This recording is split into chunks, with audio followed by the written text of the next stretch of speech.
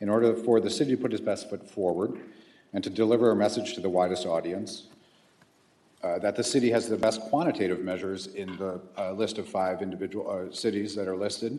Staff is here to seek authorization to create a public benefit organization to coordinate and direct regional resources towards securing a standalone CSU campus here in Palm Desert. Staff is available for questions.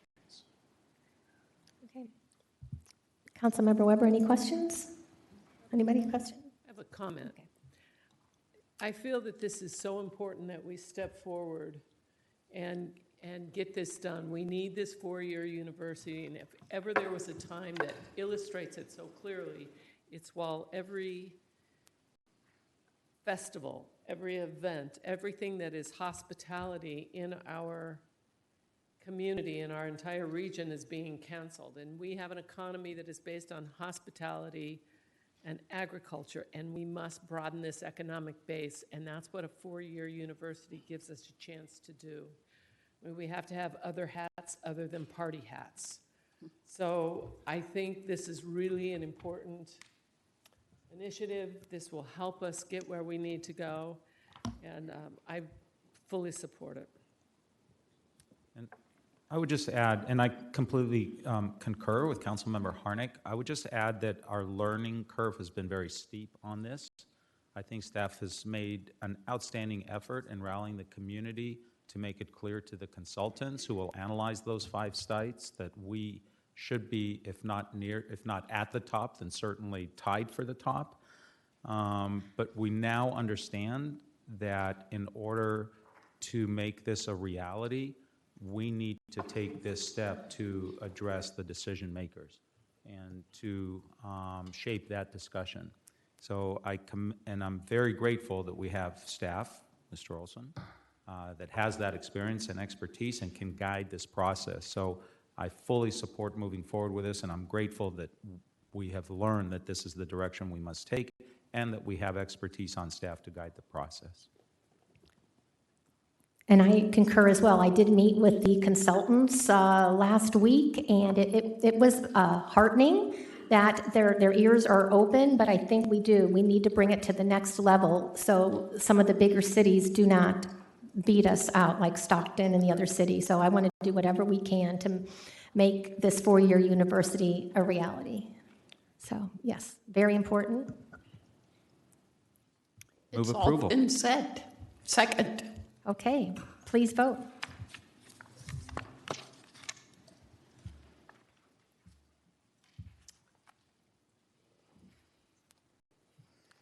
Motion carries by unanimous vote. Thank you very much.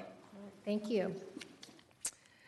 Okay, continued business, none. Old business, none. Which brings us to the public hearing portion of our meeting.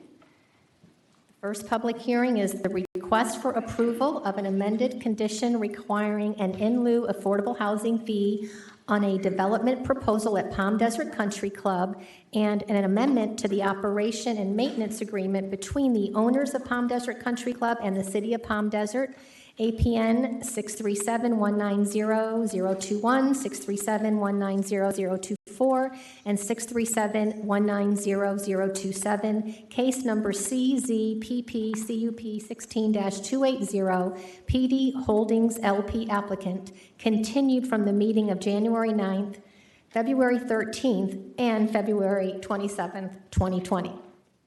Staff report, please. Good evening, Mayor and members of the City Council again. This is the Palm Desert Country Club. This item was before you back in January of this year. At the time the project was approved, direction was given to staff to amend the operation and maintenance agreement. And while we're working through that process, the applicant had also made a request to amend condition number 14, removing the in lieu affordable housing fee. And staff has been working through that process on a new negotiation. When this item was brought forward to the City Council on January 9th, there was a few questions that came up that the council directed staff to look into. The first was to look at a project completion. What can the city do to help ensure that the project is actually built and completed? As we see today, the world is an uncertain place, and the development industry is no different.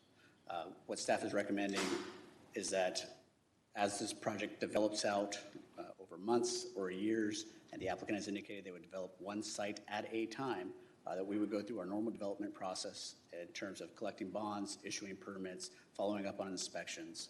Similarly, we would do the same when it comes to building code compliance, regular inspections, dust control measures, and the like. So we're recommending that we use our existing policies and enforcement procedures for that. There's also a question about providing interim maintenance standards for the former golf course. So if the applicant is working on site A, we'll say, what happens to the other two sites while just that one site is under construction? The applicant has made a letter and a request that staff has agreed, is making a recommendation that we agree and follow, is that they would be responsive to the city, responding to complaints within 24 hours. They would come up with an action plan for any other larger items within 48 hours, that they would be responsive for any weed or maintenance, dust control on those other parcels while the project is under construction at the other sites. One of the questions that came up, there is a new fee that would be collected by the city in lieu of affordable housing fee. Direction was given to staff to place that into a housing fund. We have made that change in the resolution. And lastly, to have staff work with the developer to establish a project start date. The applicant has indicated to us that they hope to be under construction this November. And I believe the first site that they'd like to tackle is this site A, eastern portion here. With the amended operation and maintenance agreement, we did establish new maintenance standards for desertscape, removal of weeds, plant litter, replacement of plant material, as well as some pest control. But the operation and maintenance just talks about how the areas for the former executive course, which are not under construction, will still be maintained, as I had mentioned. In addition, we provided a new condition of approval in the resolution that the applicant provide us an updated landscape plan for the existing golf course, so we understand where the turf areas are, the desertscape areas, and which areas they're hoping to keep natural or natural-like conditions, so that the community and planning staff understands which areas are to be maintained at certain levels. And again, the developer has requested that we amend condition 14 to remove the in lieu affordable housing fee. Instead, the city would collect a per unit fee, about around $5,800 up to $400,000 in total, which would go into the city's housing fund. And as we've been trying to work out to acquire this 2.5 acre site adjacent to Joe Mann Park for the potential expansion of that park, we had discovered that there is a declaration on that property that may preclude us from doing that. So that the condition is now amended that the developer would grant us a 10-year option that we can work with the HOA, the community, to get the votes to amend that declaration to hopefully expand that park. And then lastly, we've asked that the developer, which has been working with the homeowners association on their own separate agreement, provide proof that they've actually recorded that agreement prior to us moving forward with the project. So those are the changes based on the January 9th direction that was given. Staff is recommending that we adopt changes to the resolution specific to condition number 14, as well as by minute motion to adopt changes to the operation and maintenance standards. I'm available to answer any questions. The applicant is here as well.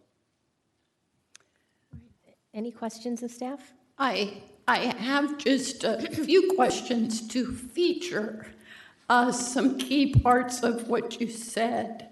But first, thank you to staff for working through concerns that have been expressed. The first concern expressed by residents was about conditions applicable to the parcel that potentially could be transferred for a park. And I want to make sure I heard you correctly so that the residents who had those concerns hear correctly, that the current proposal would